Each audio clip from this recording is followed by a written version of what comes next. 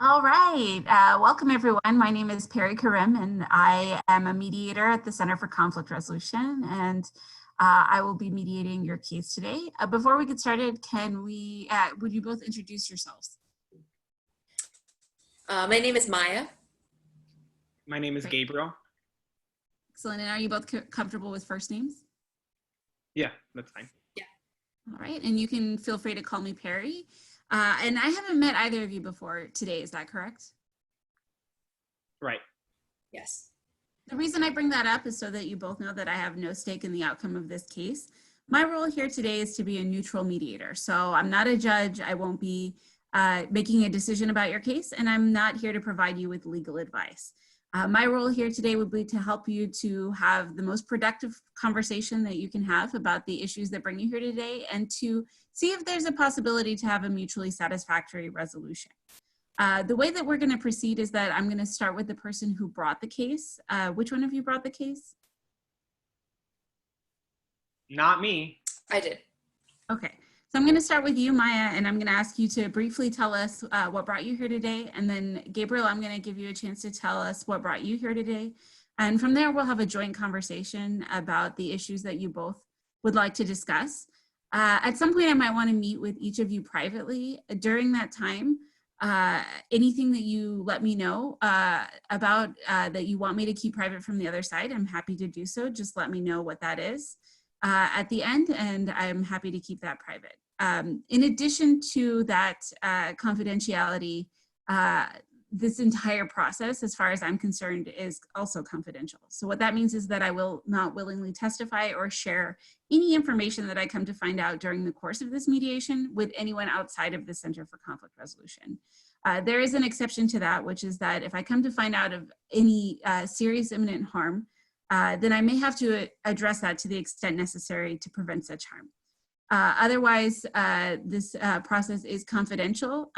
Because it is confidential, I do ask that neither of you record this mediation. Okay. In any form. This is also a voluntary process, so if at any point it's not working for either of you, just let me know and we'll try to see if there's a way we can modify our conversation to be more productive. Otherwise, you're free to resolve this matter in another forum if this one is not working for you. Additionally, if we do come to some sort of an agreement today, do you both have authority to settle, or do you need to contact somebody outside of this mediation in order to come to an agreement? No, I can sign an agreement. So can I. Perfect. So if it comes to that, I'll give you some information about how we can do that on this electronic platform. But as we go forward, we know that both of you have the ability to come to an agreement should one seem like it would work for you. I have one rule about this, and since we're on this Zoom platform, I just want to say, you know, we know that you're at home or wherever you are having this conversation, and that you may be interrupted at some point with someone coming into the room. And I just ask that we all be honest if someone comes into the room to let us know so that we can pause the conversation so that we can keep the confidentiality intact. You both agree to do that? Yes. Yeah. All right, great. Do you have any questions before we begin? No. All right, great. Then Maya, if you could briefly tell us what brought you here today. Yeah, so I am Gabriel's landlord. He's a tenant of mine. He lives in one of my units. It's actually my aunt's unit, but she recently got sick, and I've been taking over that property, managing that property for her. And I'm a little bit concerned moving forward through this pandemic because last month Gabe was short on his rent, and May rent is coming up very soon, and I want to make sure that is paid in full, or else there's going to be some ramifications for him. All right, so if I understand correctly, Maya, you help out your aunt who is ill, and one of the ways that you help her out is that you help manage this unit that Gabriel lives in, and you found out that he paid less than the full amount of rent for April, and now you are trying to be proactive so that you can make sure that you're able to collect the full rent for May. And if you're not able to do so, then there may be some consequences for Gabriel. Yeah, exactly. Everything great. Can you tell us what you'd like to accomplish here today? I want the remainder of April rent, and I want May, or a move out date. All right, so you would like the remainder of the April rent that was unpaid, the full amount for May, or else you'd like to have a move out date. I mean, tomorrow, it's May 1st tomorrow. I mean, it's time. It's not too much to ask to have it paid today. Okay, so you'd like to have May 1st rent paid today, even though May is tomorrow? Yes. And then Gabriel, could you tell us what brought you here today? Well, that was a great question, Perry. I don't understand how she wants May rent today when we're still in April. I also think it's really odd that she calls me, that she says she's my landlord. I've never dealt with Maya. I've always dealt with her aunt.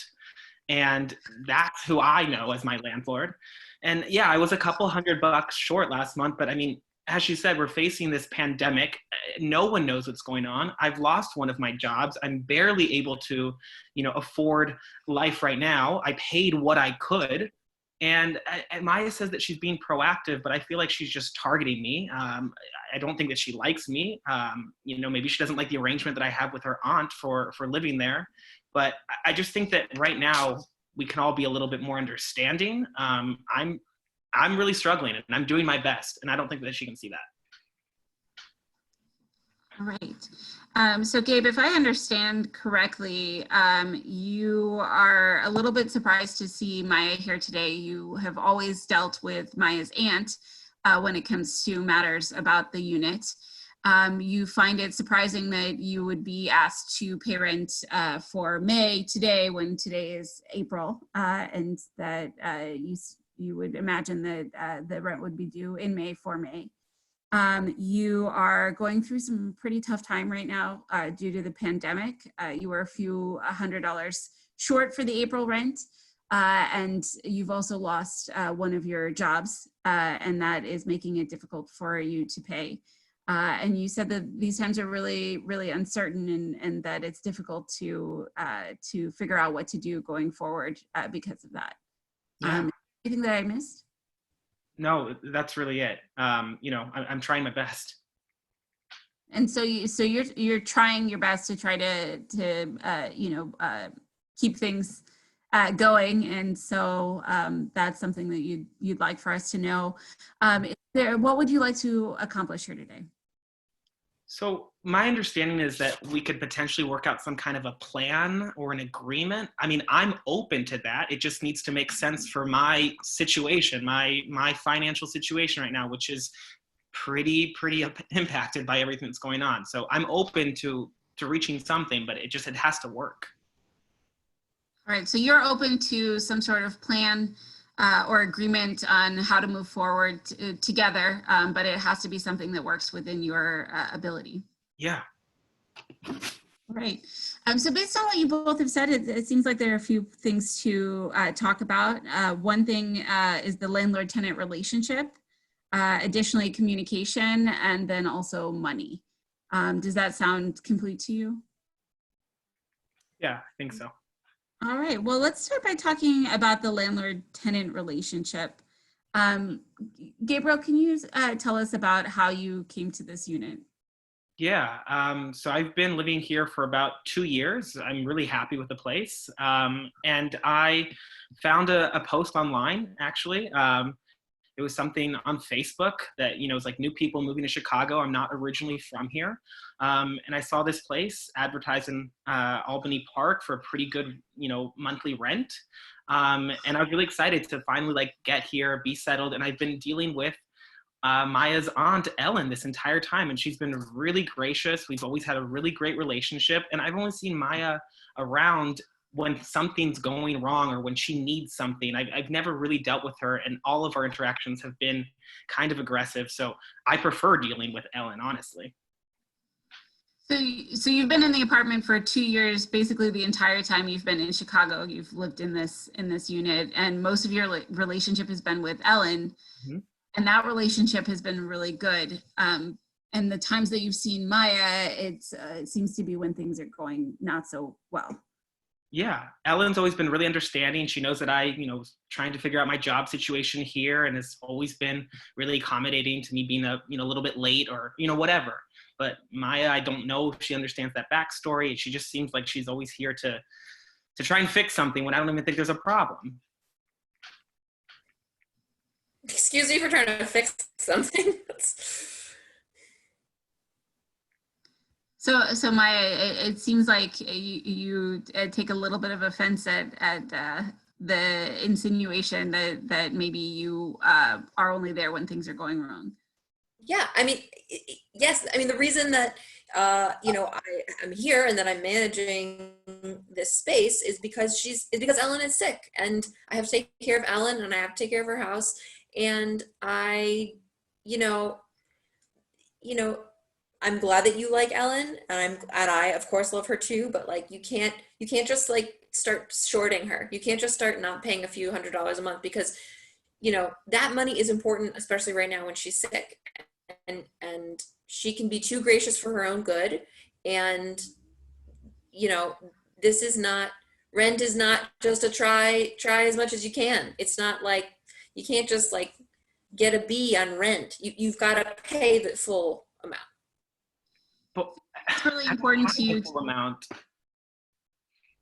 It seems like it's really important to you, Maya, to be able to take care of your aunt, not only her properties and when things go wrong, but also because she's sick and because you feel like she's very gracious with people, and sometimes people might take advantage of that. Yeah, absolutely. Yes. But Maya, are you accusing me of taking advantage of your aunt? I don't know. I don't know if you're taking advantage of her. I just know that you didn't pay the full rent, and there's no effort for you to reach out and tell me how that rent is going to be paid.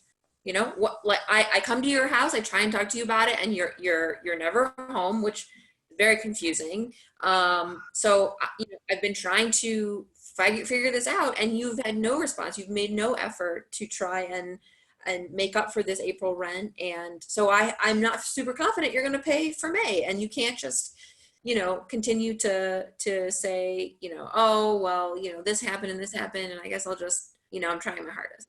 I mean, but it's not this happened and this happened. There's a pandemic right now. I lost one of my jobs. It's not that I'm trying to make excuses for it. And I know that you're saying I'm not being proactive, but I Venmo'd your aunt what I could, when I could. I thought that was enough. And I thought that she would be understanding that the world is crazy right now. And people are just, things are not like they were before. I mean, she's also sick, like, yes, I didn't know, how the two of you communicated, but like, that money is, we're all tight. You're right. It is crazy right now, but we're all tight, just because she owns this property doesn't mean she's rolling in money. No, and I don't think that. I mean, I honestly didn't even know that she was sick. I really hope it's not anything too serious. I did not know that, but I think you also don't know a lot about me either. I mean, like I said, I lost a job. Every time you've come over, you think I'm out of the house. I'm actually online tutoring because it's the only way I've been able to make any money right now. And so I have my headphones in, I'm focused. I can't just get up and, that's money that I'm making at that time. So you didn't coordinate with me. You didn't let me know when you were coming over. You just stopped by during a pandemic.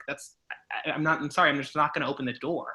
But I feel like you've painted this picture that I'm like, not responsible, I'm taking advantage of your aunt, and I'm doing my best to get my life together to be a responsible adult, and I feel like you're not seeing that because you only know one side of me. Yeah, but it sounds like it's important to you to be responsible in your obligations, and to be seen as responsible by the people that you have obligations to. And from your perspective, you've been communicating with Ellen, and you thought that she would be understanding. And Maya, it sounds like what you're saying is that you haven't had any communication, and that Ellen is sick, and the money is really important to her right now. Gabe, you were talking about how there's a lot bigger things going on that are affecting people that are outside of their control right now. And so it sounds like what you'd like is some understanding about that. Yeah, some understanding that, yeah, your situation might be tough, but so is mine. Everyone is dealing with something that's never happened before, at least not in my life. And so I just don't know what to do. And I wish you would see that. I mean, I didn't know that you had lost one of your jobs. Uh, yes, I didn't know that.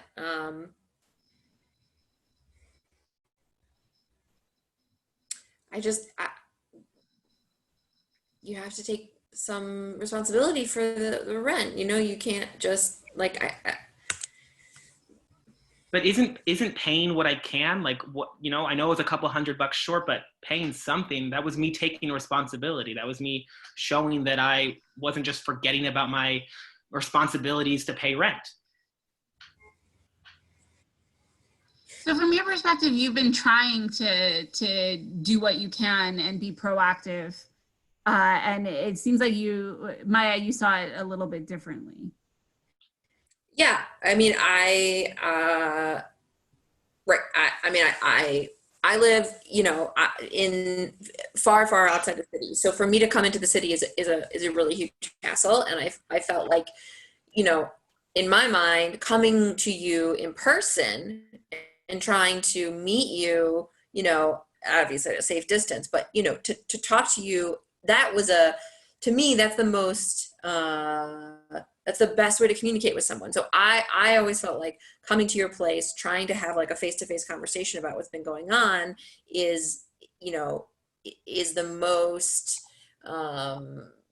you know, considerate way that I could operate. And for me, you know, I felt like coming in from the suburbs was a good emotion to good faith. And, you know, I felt like I was trying to be proactive. And when you were not, you know, responding in any way, I felt, you know, really insulted. And like, yeah, I don't know what's going on in your life, but I also, you know, what I could see was someone who wasn't paying the rent, someone who wasn't reaching out, and someone who wasn't answering the door. And that felt like evasion to me. You know, that felt like you were avoiding. I mean, I get that you saw someone that wasn't paying rent, saw like all these things about me, but like I'm saying, you just didn't know anything like beneath that. And I get that you were trying to do the right thing by coming to my place, but it's a strange time to just knock on random people's doors. I don't really know you like that. You could have called. I think that it works kind of both ways. Like, you know, I've only really communicated with your aunt, and so all of a sudden you're the one that's telling me I owe you money. It just feels like, you know, she should be a part of this conversation. I get that she's sick, so maybe that's why she can't be here. But all along, I've had a certain way of paying my rent and a certain relationship with my landlord. And now all of a sudden I lost a job. I have a new landlord. Like, I'm just trying to figure out what to do.